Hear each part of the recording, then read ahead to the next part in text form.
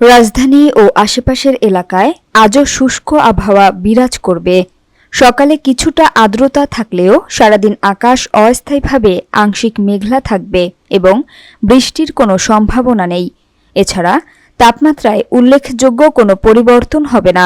মঙ্গলবার বাংলাদেশ আবহাওয়া অধিদপ্তরের ঝড় সতর্কীকরণ কেন্দ্র থেকে প্রকাশিত সকাল ৭টা থেকে পরবর্তী ৬ ঘণ্টায় ঢাকা ও পার্শ্ববর্তী এলাকার আবহাওয়ার পূর্বাভাসে এ তথ্য জানানো হয়েছে। এতে বলা হয়েছে, আকাশ অস্থায়ীভাবে আংশিক মেঘলা থাকতে পারে, তবে আবহাওয়া প্রধানত শুষ্ক থাকবে। এ সময় উত্তর ও উত্তর পশ্চিম দিক থেকে ঘণ্টায় ৮ থেকে ১২ কিলোমিটার বেগে বাতাস প্রবাহিত হতে পারে।